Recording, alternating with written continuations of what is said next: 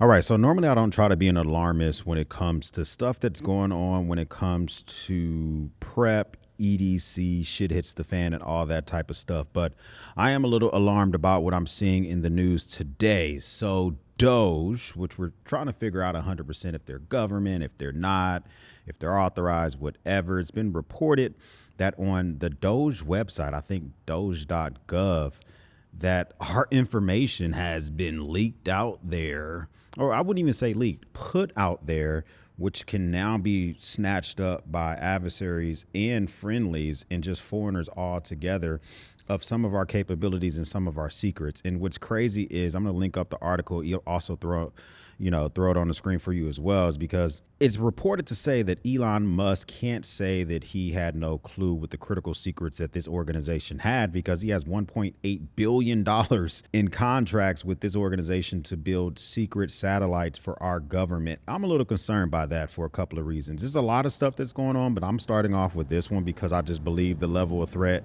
is a little bit different when it comes to that one. So first of all, the one thing I think about is if that type of information is being put out there, because what I've noticed with the Doge team is every time that they think or they feel like they've saved us a little bit of money with the government, or if they discovered something, they want to report about it. They want to boast and brag about it. Hey, listen, I like reporting some stuff that I do as well, but sometimes I don't want it to be at the detriment of others. And this might be one of those instances. So what can I say in regards to this? All I can really throw out there is, as I always say, try to protect myself, my online digital footprint. Shout out to Aura for sponsoring this video. I use Aura. You can go to aura.com/MarineX. If you're trying to just make sure you're looking out for your data, make sure none of that stuff is getting put out there in the dark web. If it is, Aura is the type of organization that can help spot it and try to get it taken down for you. I don't want to concern myself with, as different people have access to my information, if it's accidentally going to end up online when I don't want it to. That happened to me in 2014. The whole headache of it is something that I don't want to experience again. We're not even going to talk about data brokers and how Aura helps me out with that as well. I think it's incredibly important that as we see this example of stuff being leaked out there, that we're able to know that, hey, we need to protect ourselves. We need to protect just not nation secrets, but our own individual secrets. And shout out to Aura for sponsoring this video. The next biggest thing that kind of throws me off a little bit is that the U.S. is experiencing one of the most intense flu seasons in decades. I mean, the reported number of schools that are sometimes barely hovering at 80%. And my local elementary school told me that they've dropped below 75%. They closed the entire school for the day if they reach that number of sicknesses. And it's just crazy because I had flu A about a month ago. My daughter had flu A about 3 weeks ago. My son had flu A. It's just all over the place. And it seems to be even more just prolific. And it's some estimates saying that it could even be more transferable, or maybe even killing more people than COVID, but we don't have those numbers to really know that. So that's one thing I'm concerned about. One of the largest outbreaks of tuberculosis is happening as well in the country, which is a weird thing because tuberculosis is one of those slow diseases that it is, when you transfer it, it is just one of those things that only 5% of the people that get tuberculosis actually show symptoms. But the fact that more of the cases are popping up is a concern. And then we got the bird flu. Okay, we'll talk about how bird flu is in affecting inflation, but just bird flu overall. There's another influenza A case, in Ohio, with another man contracting. We talked about the guy that got it in Louisiana about a month ago, late 2024. Now we're worried about it again. It's just all these illnesses going around that kind of makes me draw pause. And for me personally, as we kind of like rack and stack stuff and you think about how do you protect yourself from this threat, make yourself a sick kit. Okay, over the counter medicines that you can buy, have that stuff on the standby. Make sure you have access to your nurse's hotline. Make sure as well that you have a lot of masks if you need them. Just anything that you can do to protect yourself. The crazy thing with these illnesses and all that good stuff is that the government is currently reviewing its policy and websites that convey that information to the public. So we are only getting this information from like news sources. Some of them are reliable, some of them are not, and like hearsay and word of mouth. So it's hard for us to really know how bad stuff is because we're not getting information from the government currently. That really concerns me big time when it comes to these illnesses and everything that's going out there with them. Next, we got to talk about the crazy unemployment I think could be on its way. I don't have evidence of this yet because we have to rely on this data to also come from the government. But just look at the things that are being forecasted, being told to us literally by the government when it comes to federal workers. Over 1,000 people let go at the VA. We also have USDA just let go of a bunch of people. HHS is about to let go of a bunch of people.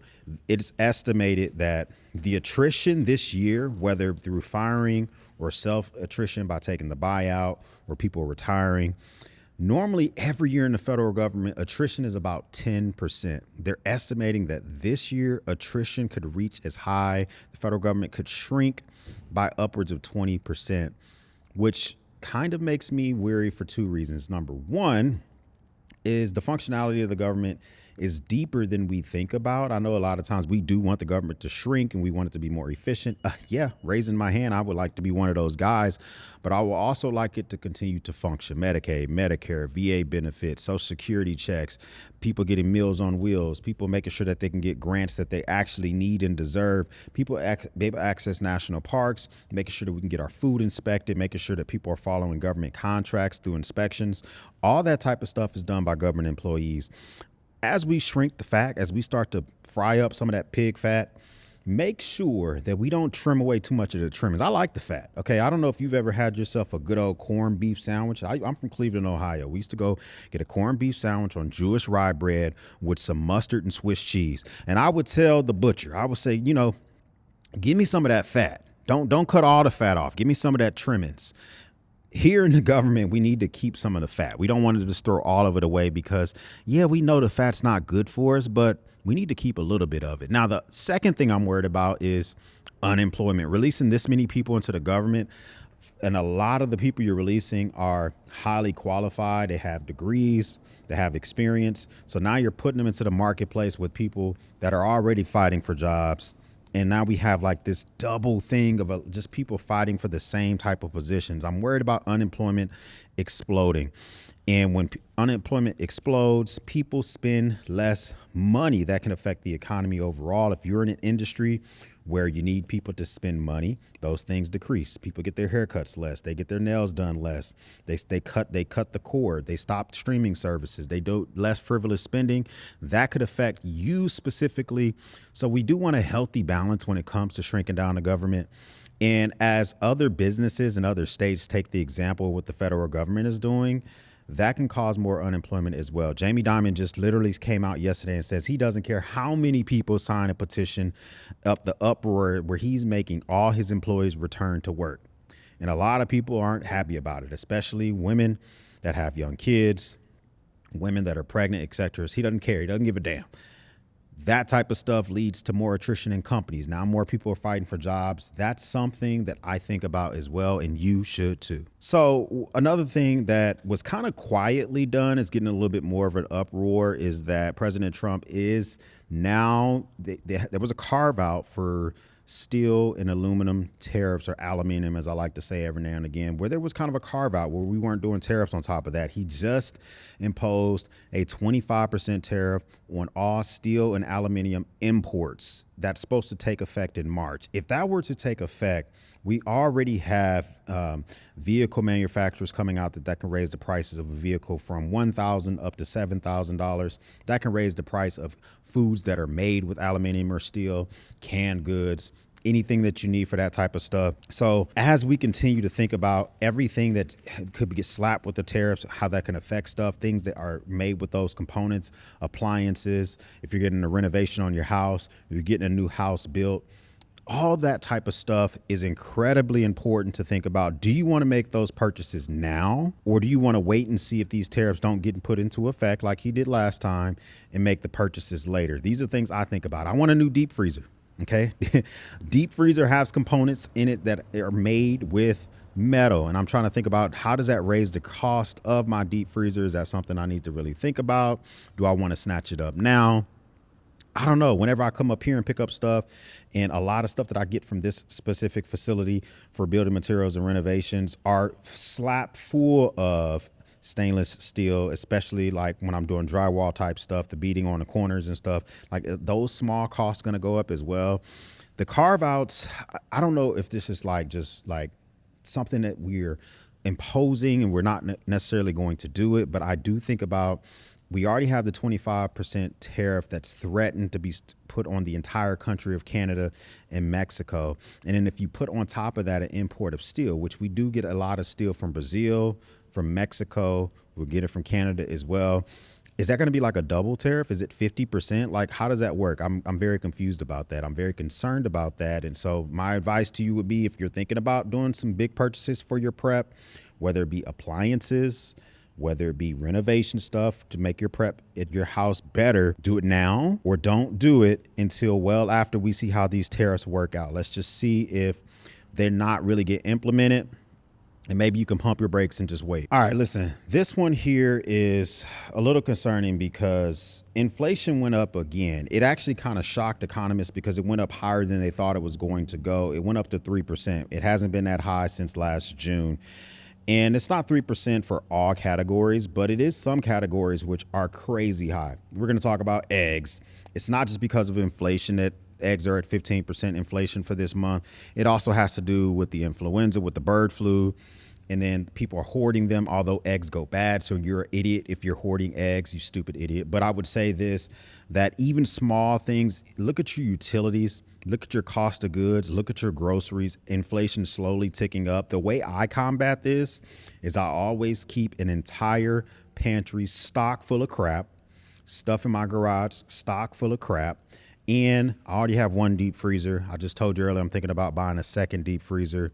I keep that stocked as well because I can't control grocery prices. I can't control the prices of inflation. I can't control the prices of my utilities other than reducing the use. So for you, I would tell you to think about, as we continue to, I think it may continue to go up, keep your pantry stocked full of stuff, canned goods, non-perishables, things that could always be at the ready.